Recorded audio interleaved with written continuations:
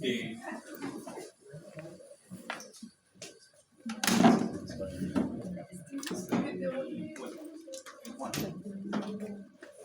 Vamos a tener hoy nuestro estudio de nuevo en el texto bíblico del libro de Colosenses. Listo. Entonces vamos a ir al libro de Colosenses y vamos a estar estudiando en este tiempo lo que nos corresponde el día de hoy, que son 3 versículos.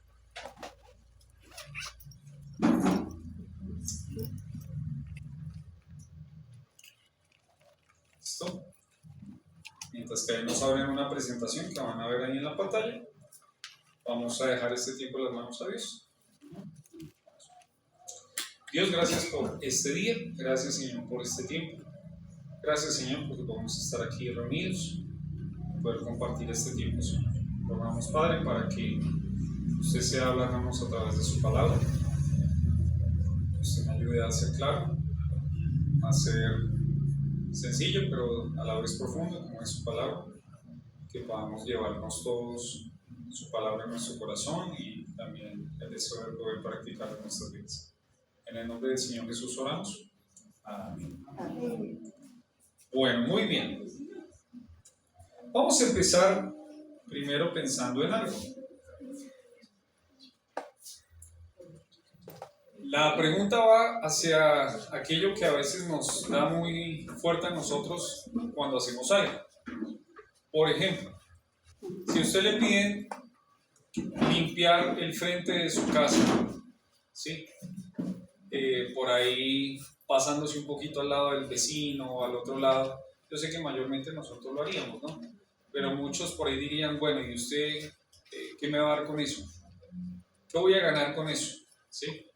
Yo me ponía a pensar que a veces, muchas veces las cosas que hacemos, las hacemos a razón de algo que vamos a obtener, ¿sí? Algún beneficio, ¿sí? Un trabajo, por ejemplo. Yo sé que usted va a su trabajo y por ahí usted tiene vocación por su trabajo, pero mayormente nosotros hacemos algo por un salario, ¿sí? Por algún beneficio que vamos a obtener. No debería ser siempre así, ¿no? Hay cosas que a veces no nos van a dar nada y por eso no significa de que no lo tenemos que hacer, ¿sí? A veces, por ejemplo, se desvirtúa mucho el trabajo de una mamá porque a veces el beneficio inmediato no se ve, ¿sí?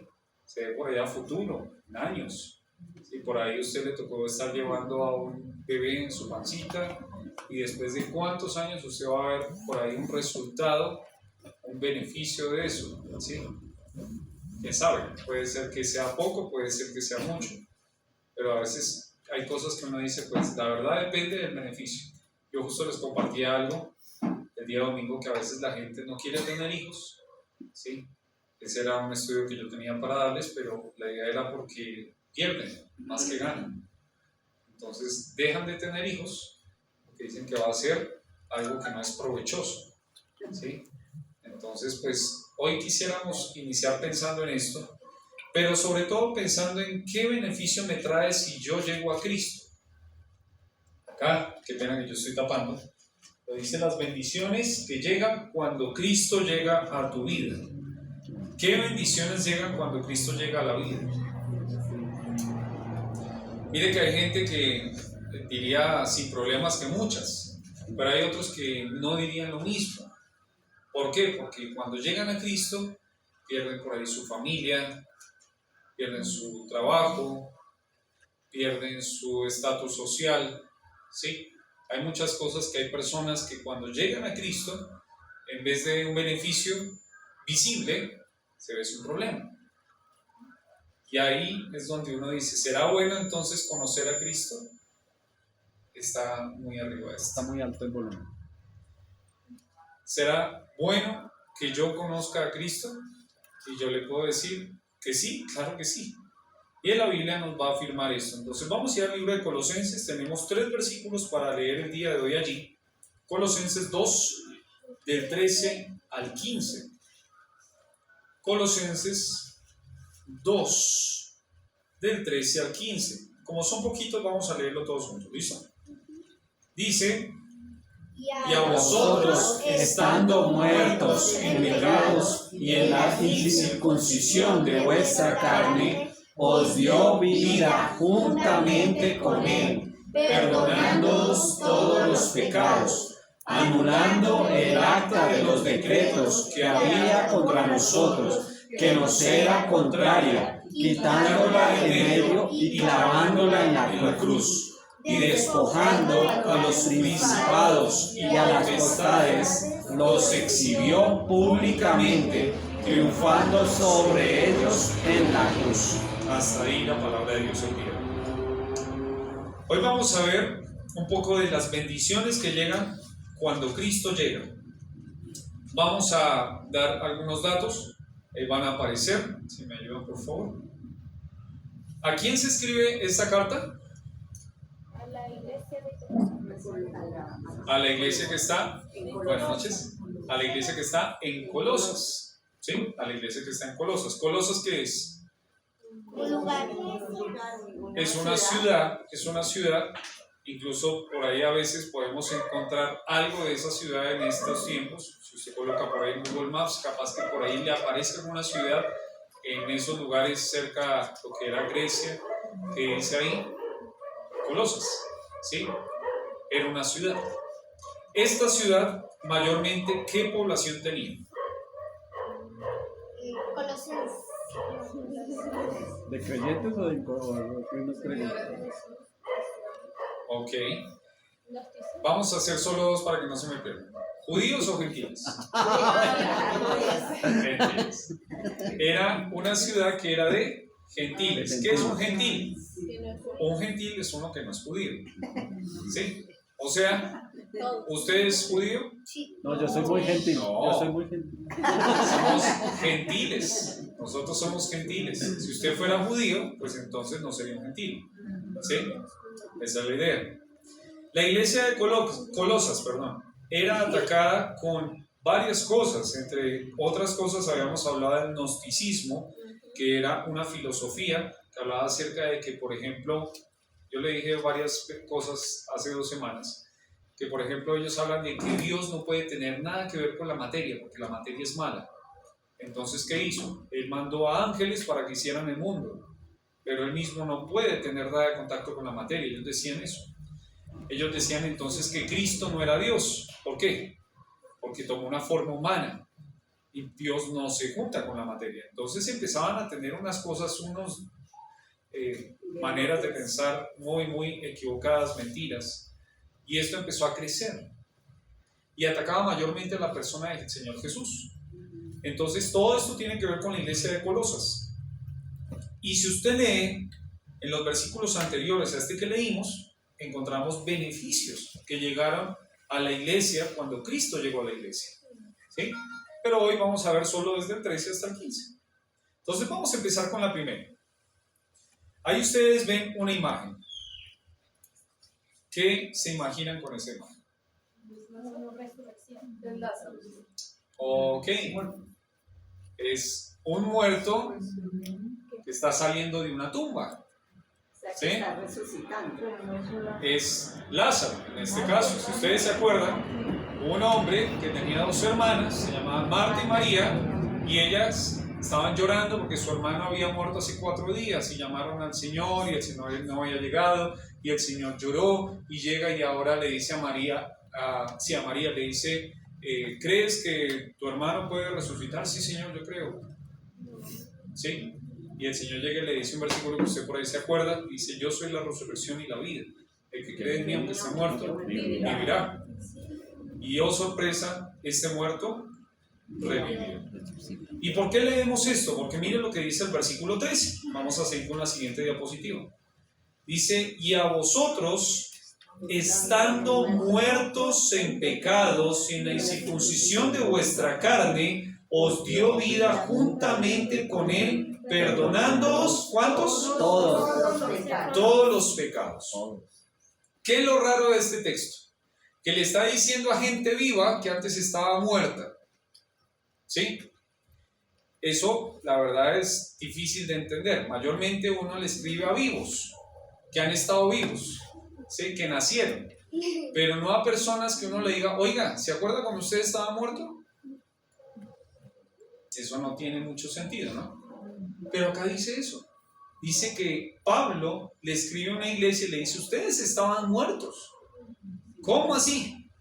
Miren lo que dice el versículo 13, en la segunda parte. Dice, os dio vida juntamente con Él. ¿Se acuerdan que cuando dice el artículo Él en el libro de Colosenses se refiere a alguien? A Jesús. O sea, la vida de la iglesia en Colosas, antes de conocer a Cristo, era una vida muerta. O sea, relaciona que sin Cristo usted está muerto. ¿Hay un versículo que dice eso? Sí, muertos en delitos y pecados. Hay muchos versículos, vamos a leer varios, pero quiero citarle uno que nosotros pues tenemos acá el lema en la iglesia que dice: Jesús es el camino.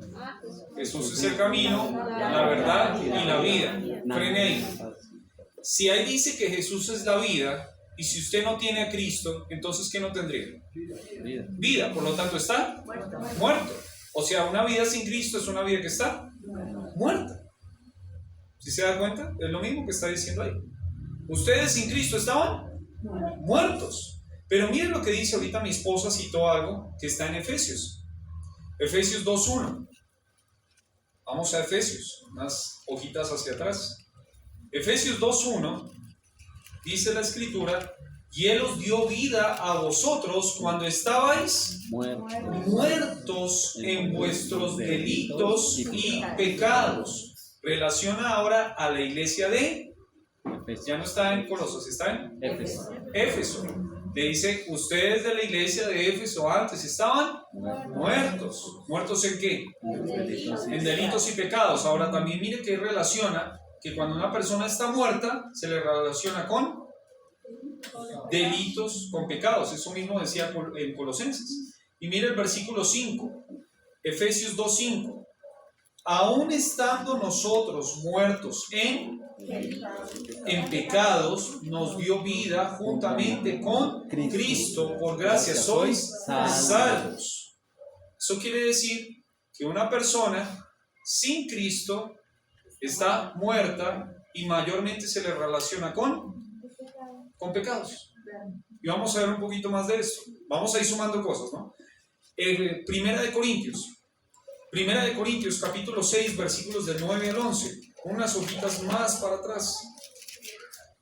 Primera de Corintios 6, del 9 al 11, es un versículo que en lo personal a mí me gusta mucho. Dice: ¿no sabéis que los injustos no heredarán el reino de Dios?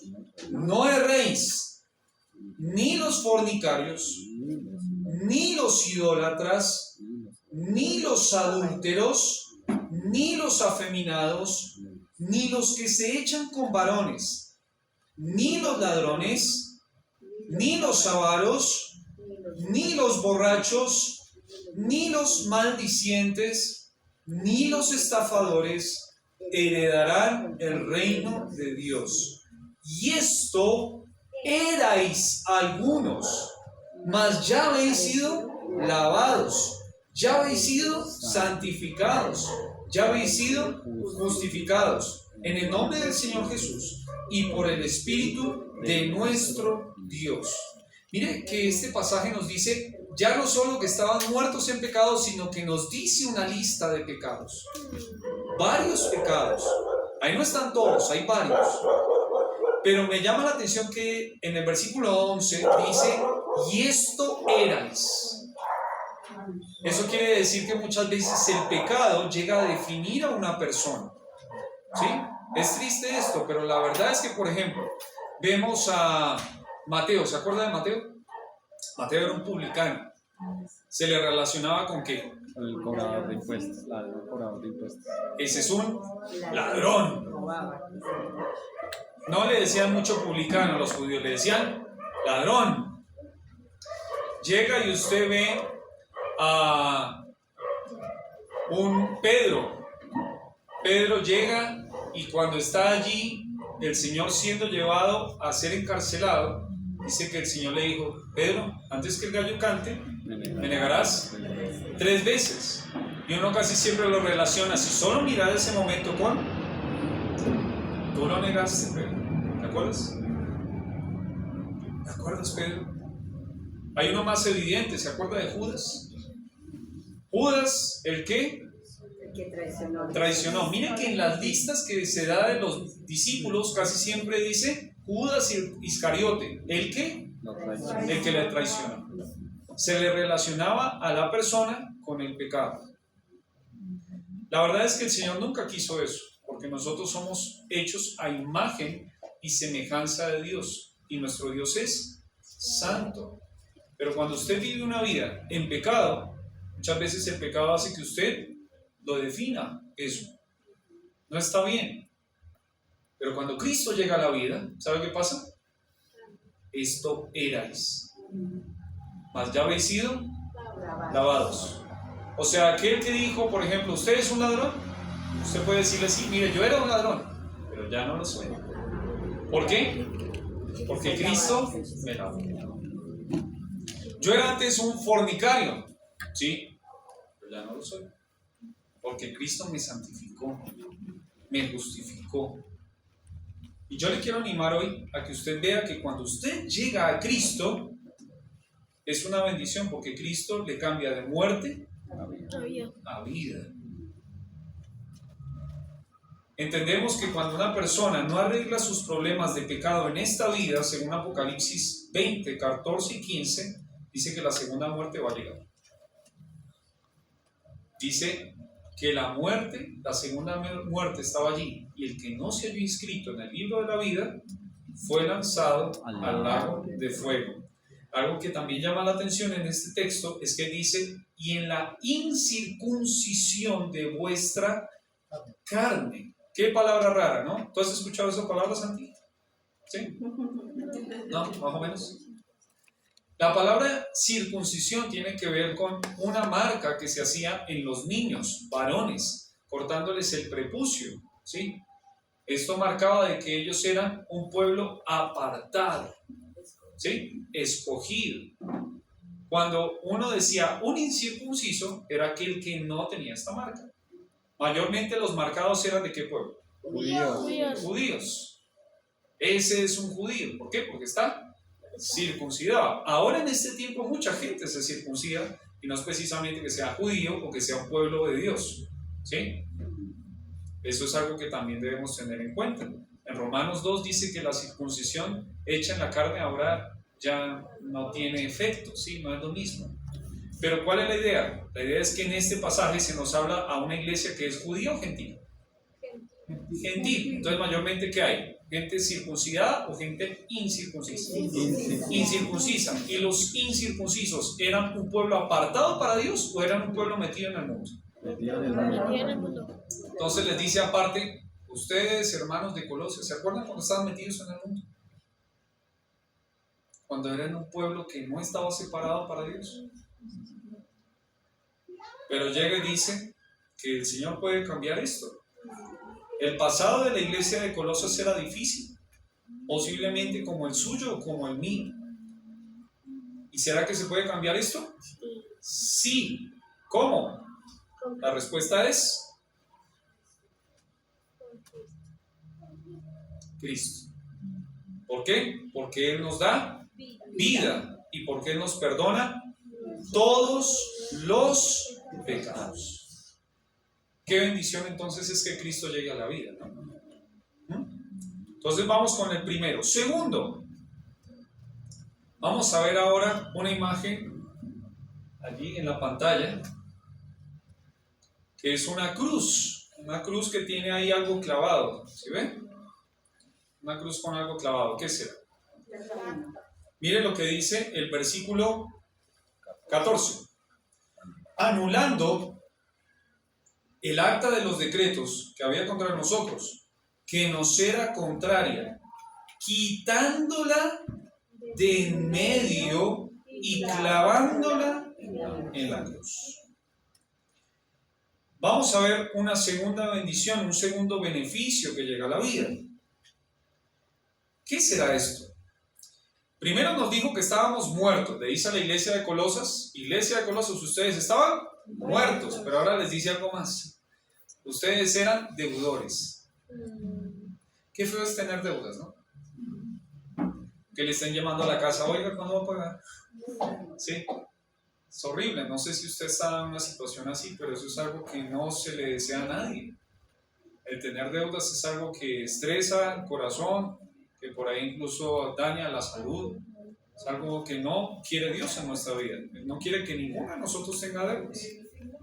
Y no se lo digo como algo que creo que me lo imagino que está en la Biblia, sino porque la Biblia lo dice. La Biblia dice, no debáis a nadie nada. Nada es nada. Entonces la Biblia nunca prueba, paréntesis, nunca prueba créditos, nunca prueba de que usted se meta en un crédito ahí larguísimo con el banco por 20, 50 años. Tenga cuidado con eso, con todo respeto se lo digo. Si usted lo ha hecho, usted tiene que darle cuentas a Dios. Pero yo estoy con la responsabilidad de decirle lo que dice la Biblia.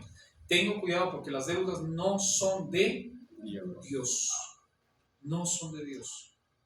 Eso lo dice la Biblia. Pero entonces, ¿qué nos dice acá? Nos dice que había una deuda. ¿Por qué yo les digo que tiene una deuda? La palabra acta, que está acá en el versículo 14, era un certificado de deuda. ¿Cómo así? Se agarraba un papel, se escribía y se firmaba. ¿Sí? Era un certificado de que usted tenía una deuda. Y el que tenía este papel llegaba y empezaba a decirle, mire, usted no me ha pagado, usted no está paz y salvo conmigo. Se lo repetía ahí, mire, yo tengo la firma de que usted me debe tanto. Pero acá llega y dice una segunda palabra, que es la palabra anular. La palabra anular tiene que ver con eliminar, con borrar. Entonces, si usted une los dos conceptos, este versículo nos está diciendo que teníamos una deuda que fue eliminada, borrada. ¿Cuál es esa deuda? ¿Qué deuda tendríamos que no nos hemos dado cuenta? Por ahí usted dice, uy, no, ¿en qué me metí? Por ahí pasé mi tarjeta en algún lugar, ¿sí? Por ahí firmé algo y no me di cuenta. ¿Dónde está la deuda? Vamos a ver. Efesios 2:15. Efesios 2, versículos 15, sale la palabra acta otra vez. Solo que está traducida de otra manera. Dice, aboliendo en su carne las enemistades, la ley de los mandamientos expresados en ordenanzas. La palabra que así sale allí, mandamientos expresados, tiene que ver con un acta, ¿sí? Y ahí lo relaciona con una palabra que es la ley. La ley. ¿Qué es la ley? La Biblia. La palabra de Dios le dice la ley a los 5 primeros libros de la Biblia. Le dice la Torá, ¿sí? Que son Génesis, Éxodo, Levítico, Números, Deuteronomio. También se le relaciona mayormente con los 10 mandamientos, ¿sí? La ley mosaica, porque Moisés fue utilizado para escribir eso. Y tenemos todo el libro de Éxodo, y usted llega a Levítico y empieza a ser pesado porque hay puras leyes, puras cosas que no. ¿Sí? Yo no sé si usted ha escuchado gente que llega y dice, no, es que usted de cristiano le dijeron a todo que no, usted no puede hacer nada. La Biblia cuando llega a Levítico dice muchas veces, ¿no? ¿Sí? Lo interesante es que después llega y dice que ninguno puede cumplir la ley. O sea, nos dieron un montón de leyes y nos dice después, ustedes no pueden cumplir eso. Solo con los 10 mandamientos, casi siempre hacemos por ahí ese ejemplo.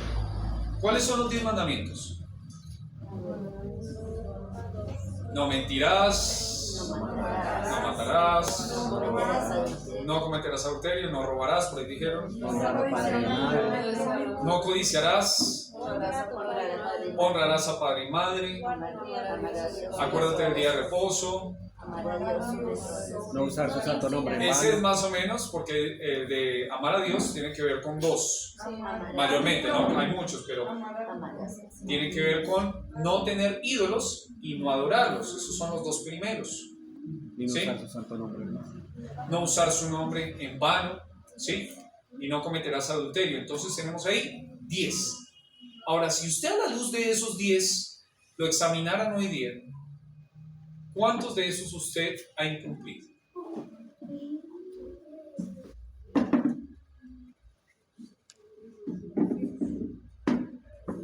Y entonces uno dice, frente a la ley, somos Culpable. culpables. Y si pudiéramos decir, somos deudores. Frente a la ley tengo una deuda. Y está ahí puesta, escrita, con todo lo que hemos hecho. Como estaba ahí puesto ese papelito. Yo creo que ese papelito nos quedaría corto, ¿no? Si miráramos a través de los años cuántas cosas hemos hecho. Pero la ley está allí. Y todo lo que nosotros hicimos lo sabe el Señor. Pero ¿qué es lo que dice acá? Miren lo que dice, vamos a ir a uno que está en Gálatas. Gálatas capítulo 3, versículos 10 y 11. Gálatas 3, versos 10 y 11, nos dice la Escritura. Porque todos los que dependen de las obras de la ley están bajo maldición, pues escrito está, maldito todo aquel que no permaneciere en todas las cosas escritas en el libro de la ley para hacerlas. Traducción, si usted no hace lo que dice la ley, ¿ustedes? ¿Qué dice ahí? Cuesta decirlo, ¿no? Pero ¿qué dice ahí? Maldito. Maldito. Eso es como una grosería, ¿no? Suena duro. Pero la Biblia dice que si usted no cumple la ley, si yo no cumplo la ley, soy maldito. Es duro. Pero miren que ahí también dice, versículo 11, y que por la ley ninguno se justifica para con Dios. Es evidente. Me llama la atención esas palabras que utiliza. Dice, es evidente. O sea, no hay duda. Nadie puede justificarse por la ley. Porque todos somos pecadores. ¿Quién no ha hecho pecados? ¿Quién no ha incumplido la ley? Todos hemos hecho pecados. Todos hemos violado la ley. Y esto se interpone entre Dios y el hombre. Mire que ahí dice el versículo. Anulando el acta de los decretos que había contra nosotros, que nos era contraria, quitándola de en medio. O sea, que estaba metida ahí entre Dios y el hombre. Entre usted y Dios hay un problema que se llama pecado. Pero ¿qué es lo hermoso de este texto? Dice, pero Cristo ahora tomó esa acta, la quitó de en medio y la clavó ¿en dónde? En la cruz. Gálatas 3, versículo 13 dice, Cristo nos redimió de la maldición de la ley, hecho por nosotros maldición, porque escrito está, maldito todo aquel que es colgado en un madero. ¿Quién se hizo maldición por nosotros? Eso quiere decir que lo que usted hizo, Él lo tomó y lo clavó en la cruz. Es como decir, usted, es verdad, lo hizo, pero yo voy a pagar por esto. O sea, ya no somos deudores. Eso lo mismo lo dice en Romanos 6:23 cuando dice que la paga del pecado es muerte. También la dice en Romanos 5:8, mas Dios muestra su amor para con nosotros en que siendo aún pecadores, Cristo murió por nosotros. Ya no debo nada a Dios porque Cristo lo pagó en la cruz. ¡Qué bendición! Usted ya no es un deudor. Ya no somos deudores. La deuda se puede por ahí también mostrar en culpa, ¿no? Yo tengo culpa porque todo eso yo hice y está escrito. Pero cuando Cristo llega, dice que Él toma eso y dice, ya no más, uno debe eso. Yo ya pagué por eso. Una más y terminamos. Versículo 15. Vamos a ver otra imagen. ¿Qué vemos ahí? Hay un hombre que está entrando como en un trono. ¿Sí lo ven? Este que está acá. Hay algunos que están ahí llevando algo, pero me llama la atención que aquí están unas personas como esclavizadas, con cadenas. ¿Qué es eso? Cuando en el tiempo antiguo había una victoria, los que ganaron entraban triunfantes con todos los que habían sido capturados, con todos los cautivos, y hacían como una marcha por la ciudad, ¿sí? Toda la gente viendo de que este es el ganador, triunfé. Eso era normalmente hecho en el tiempo antiguo. Y después les explico por qué hay una cruz acá. Miren lo que dice el versículo 15. Y despojando a los principados y potestades, los exhibió públicamente, triunfando sobre ellos en la cruz. Último versículo de esta noche. Primero nos dijo que estábamos muertos. Segundo nos dijo que éramos deudores. Pero ahora nos va a decir que somos vencedores. ¿Por qué podemos decir que somos vencedores? Porque acá dice que Cristo triunfó. Palabras que salen allí. La palabra despojar. Dice despojando. La palabra despojar tiene que ver con desarmar a alguien, o que le quitaron las armas. Pero también tiene que ver, como le decía ahorita, con un general que había ganado y que hacía que todos los cautivos hicieran una marcha exhibiendo los que habían perdido. ¿Qué pasó cuando Cristo murió? Dice que Cristo triunfó sobre los principados y potestades. Y ahí vamos a hacer un freno y vamos a leer Efesios capítulo 6. Por favor, si me acompañan. Efesios capítulo 6, versículo 12. Efesios 6, 12. Dice la Escritura: porque no tenemos lucha contra sangre y carne, sino contra principados, contra potestades, contra los gobernadores de las tinieblas de este siglo, contra huestes espirituales de maldad en las regiones celestes. Si usted leyera el versículo 11, también ahí sale alguien más. Dice: para que podáis estar firmes contra las acechanzas del diablo. Nuestro enemigo real, ¿quién es? Satanás y sus demonios.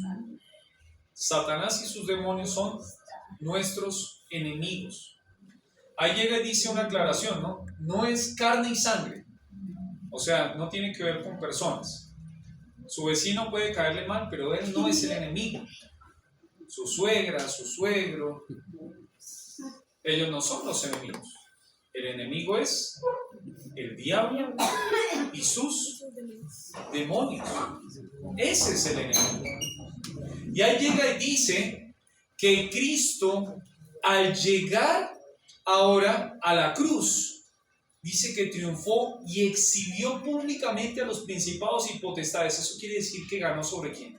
Sobre el diablo. Sobre el diablo y sobre sus ángeles. En Apocalipsis 20, versículo 10. Apocalipsis 20. Hemos estado estudiando Apocalipsis acá en la iglesia.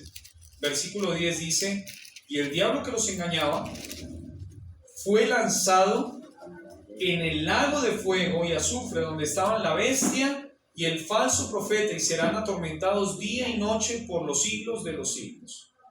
La derrota del diablo está asegurada. Eso está escrito en la Biblia. ¿Desde hace cuánto? ¿Sabe cuándo se escribió Apocalipsis? Más o menos en el año 90 después de Cristo. ¿En qué año estamos? 2025. Casi que llegamos a los 2000 años en donde se dice que el diablo ya ha perdido. Debe ser durísimo para el diablo, ¿no? El leer Apocalipsis, esos versículos, él sí sabe la Biblia. Y él sabe que ya perdió. Él ya perdió. No sé. Sí, señor. Él perdió. Y cuando Cristo murió en la cruz, uno pensaría, no, se acabó todo. Pobrecito, miren cómo está el Hijo de Dios. ¿Se acuerdan cómo le gritaban, si eres Hijo de Dios, bájate? ¿No que eras tan fuerte? Pues si eres Hijo de Dios, bájate tú y nos bajas también a nosotros, le decía el ladrón malo, ¿no? Pero llega y dice que no perdió, él ganó, él triunfó, y que ahora incluso es como que hace una exhibición pública frente a todo el mundo de que el diablo y sus ángeles, ustedes ya perdieron. En la cruz hubo triunfo, no hubo derrota. Miren lo que dice en Génesis 3, versículo 15. Génesis 3, versículo 15. Dice, y pondré enemistad entre ti y la mujer, y entre tu simiente y la simiente suya. Esta te herirá en la cabeza, y tú le herirás en el calcañar. Cuando se dice esto, se habla acerca de que se iba a dar un golpe mortal a la serpiente. ¿Cómo se mata a la serpiente? ¿Y saben dónde le van a pagar al diablo? A la cabeza. En la cabeza. No va a ser un golpecito en la cola que sigue y otra vez le sale cola, no. Este fue un golpe mortal. El diablo pierde. ¿Sí? No hay posibilidad de que se levante, el diablo pierde. Y uno podría pensar, ¿no? Yo cuando hacía este estudio, pero el diablo todavía sigue andando, ¿no? Y en 1 de Pedro 5:8 dice que anda como león rugiente buscando a quien devorar. O sea, el diablo sigue trabajando. Lo que podemos decir es que el diablo, cuando Cristo murió en la cruz, ya sabe que él perdió. Cuando alguien llega a conocer a Cristo, él ya pierde toda autoridad sobre esa persona. Pasa de la potestad de las tinieblas a la potestad de Dios. Ya no está más en tinieblas, ahora está en luz. El diablo ya no puede meterse ahí dentro, porque donde está Cristo, allí hay libertad. O sea, usted no, si usted tiene a Cristo, el diablo no se puede meter, un demonio no se puede meter porque ahí está Cristo. ¿Sí? Y esto es algo precioso, el diablo ya perdió. ¿Qué puede hacer el diablo? El diablo puede tratar de engañarlo, de que la vida que él le propone es mejor. El diablo puede tratar de hacerlo caer para que usted pierda lo que ha ganado en Cristo. Eso sí puede hacer el diablo. Pero el diablo no lo puede llevar al infierno. Eso no puede hacer el diablo. Usted en Cristo ya ganó. Aquel que llega a Cristo triunfó sobre el diablo. Ya no puede llevarlo al infierno. Ya no puede poseernos. Ahora tenemos a Dios como Padre. ¡Qué bendición! Aquel que ha vivido bajo las garras del diablo entiende mejor qué es esto. Porque estar bajo la mano del diablo y el haber tenido todo ese poder que estaba encima de esa persona seguramente pues no era algo bueno. Y entender ahora que Cristo llegó a la vida y lo limpia es como el endemoniado gadareno, ¿se acuerdan? El endemoniado estaba allí sufriendo en medio de los sepulcros, golpeándose, todo herido. La gente no quería acercársele, pero cuando Cristo llegó, otro hombre, ya no es el endemoniado gadareno, ahora es un hombre que fue misionero. Estudiábamos con los siervos el otro día, que en medio de la alimentación de los 4000, uno se pregunta, ¿de dónde vinieron todas estas personas? Eran de Decápolis, y en Decápolis se había dicho que el endemoniado fuera a hablar. Posiblemente el misionero que llegó a Decápolis fue este endemoniado. O sea, Cristo cambió la vida. Entonces hemos visto, terminamos, última diapositiva. Con Cristo, ¿qué llegamos a tener en la vida? vida, porque antes estábamos muertos.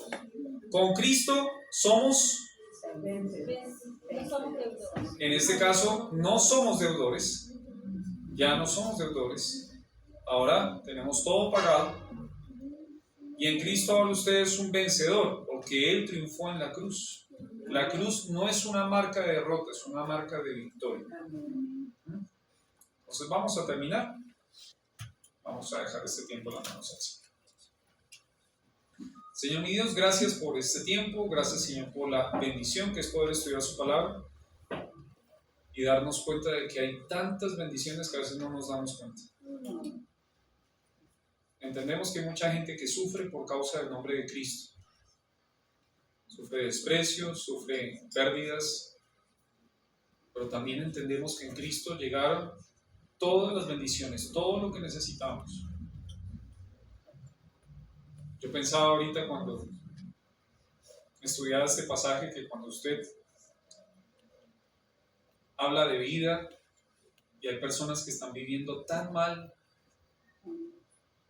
tan metidos en los vicios, con tantas cosas terribles, metidos en el mundo, que ya no le hayan sentido esta vida. Y hay muchos padres rogando para que sus hijos cambien. Usted nos afirma que en Cristo hay esperanza, que en Cristo hay vida, que en Cristo hay perdón.